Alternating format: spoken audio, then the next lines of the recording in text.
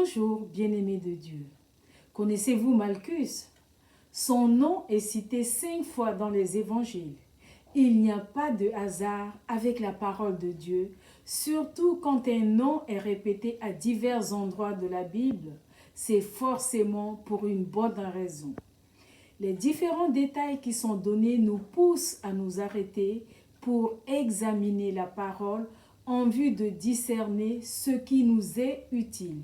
Car, comme déclare 2 Timothée 3,16, toute écriture est inspirée de Dieu et utile pour enseigner, pour convaincre, pour redresser, pour éduquer dans la justice.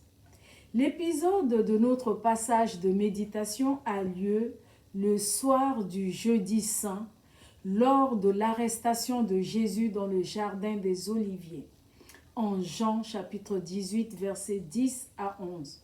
Simon-Pierre, qui avait une épée, la dégaina en donnant un coup au serviteur du grand prêtre et lui coupa l'oreille droite. Ce serviteur s'appelait Malchus. Et Jésus dit à Pierre, « Remets ton épée au fourreau. Ne dois-je pas boire la coupe du jugement que le Père m'a destinée ?» Malchus était donc le serviteur du grand prêtre Caïphe. Il faisait partie de ceux qui avaient été envoyés par Caïphe pour arrêter Jésus au jardin des Oliviers. Et Pierre, comme à son habitude, voulant protéger Jésus de tout ce qui lui en voulait, va trancher l'oreille droite de Malchus avec son épée lors de l'échauffourée liée à l'arrestation.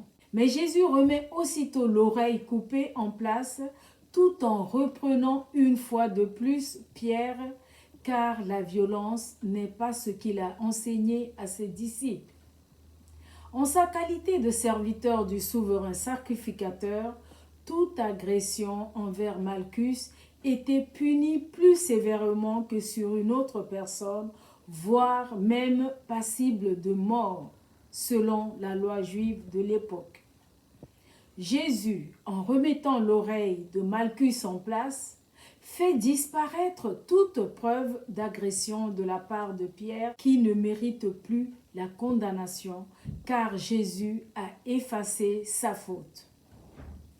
À quelques heures de sa mise à mort, Jésus préfigure le fait qu'il efface toute trace de nos transgressions censées nous condamner à mort. Et en guérissant Malchus de la perte de son oreille, Jésus le restaure dans sa fonction de serviteur, car selon la loi juive, un infirme ne pouvait servir dans le temple. Bien que Jésus ait eu à réaliser cet ultime miracle devant tout ce qui était venu l'arrêter, cela n'a pas suffi pour interrompre leur projet machiavélique. Malchus a-t-il été touché par ce miracle de Jésus? Nous ne le savons pas. En tout cas, l'Évangile ne le dit pas et n'évoque plus ce nom par la suite. Mais nous pouvons à juste titre penser que s'il était devenu disciple de Jésus, son nom aurait été mentionné au moins une fois dans la suite de l'Évangile, dans le livre des Actes ou dans les Épîtres.